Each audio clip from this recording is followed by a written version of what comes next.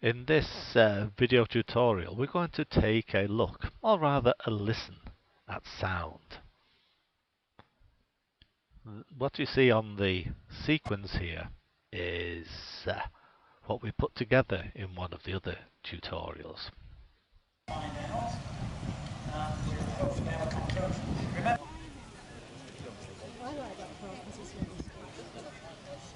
In today's Pulse 90 class. Very nice car. Well done. And don't forget, and that's a very interesting event. So that's the sound as recorded. So as you can see, or rather hear, the actual volume varies from one clip to another.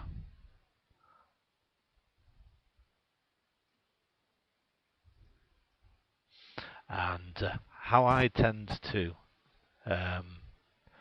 edit my sound is I'll play it back and then I'll just take a look at what levels are seen on the Today's Pulse meter. 90 class. Very nice car. Well done. And don't forget, and that's a very interesting event. So this one is a little bit on the high side, and then we've got quite a low one there. So I will go to it and I'll just adjust the whole track down a little. That one's a little bit low, so I'll just boost the sound level on that. In today's Pulse 90 class. Very nice car. Well done. So again, that one's a little bit high compared to the others, so that one I will just cut the sound level down a little bit. So if we play it back from about there,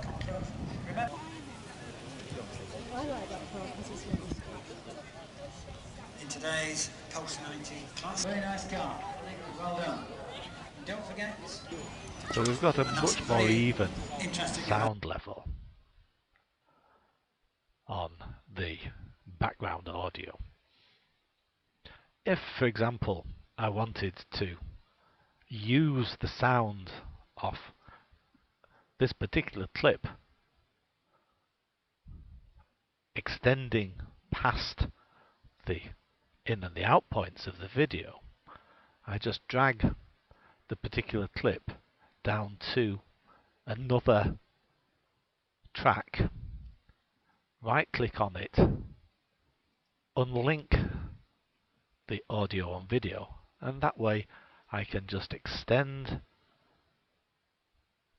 the clip.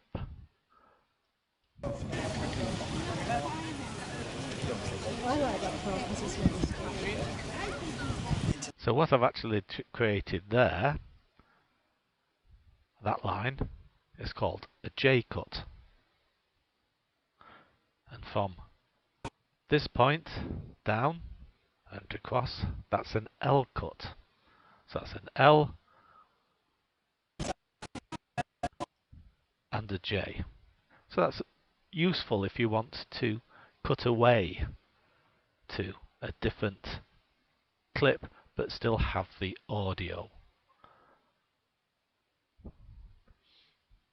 What I can then do to make the transition a little bit smoother is I can put a keyframe on using the Shift key, the Control key, just press the left mouse and then drag it down.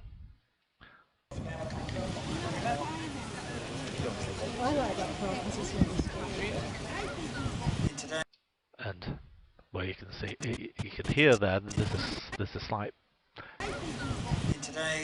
change from one to another. So I can then right click and then drag it down. So we get a smoother transition in today's Pulse 90 class. from one sound to another. But if we're just going to arbitrarily use the sound and we just want to again make the transition from one to another smoother, so we haven't got the abrupt change, we can just apply a sound transition. Very nice car. Well done. And don't forget to choose. And that's So I'll just boost the sound up a little bit. today's Pulse 90 class. Very nice car. Well done. And don't So we forget get a smoother to choose. And that's a very interesting event. background sound. So if I just put that back down a bit, so we've got a lower level of the sound, Very nice car. and that way when I add my commentary, I can just drag it down and put it on here. Held at Horton Towers twice a year, the classic vehicle and motorcycle event is well worth visiting. Pulse 90 class. So, listening to that, the background sound is still a little bit on the high side. So again, I can just tweak it down on the audio mixer. And the classic vehicle and motorcycle event is well worth visiting. Pulse 90 class. Very nice car. Add the next bit of commentary, and what I'll do with that, I'll just add another clip over. In this case, just use an arbitrary length. Just drag that on a little bit. It's a great event for nostalgia, to have a look at the old vehicles and motorcycles, to relive your youth. So as you can see, it's a very easy job if you just take note and take a bit of care with the sound to be able to get a smooth transition on your background tracks from one to another. So let's just cycle to relive your youth. I think it's always atmospheric when you're using the background sound within your movie.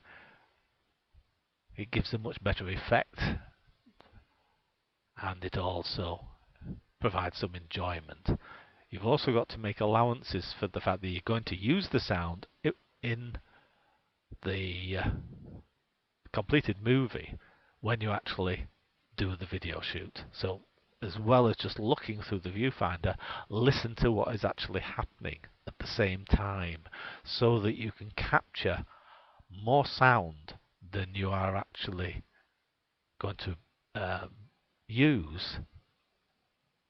You can then extract the video of whatever duration you're actually wanting, but then lay the sound in the background. It's particularly useful if you're, say, videoing a street performance.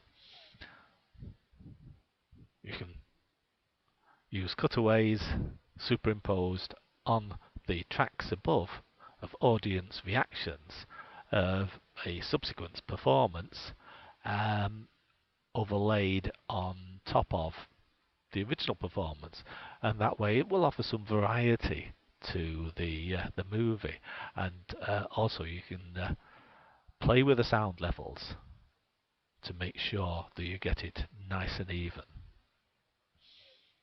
So that is, in a nutshell, how to process the sound on the timeline, on the sequence, to what I think is the best effect.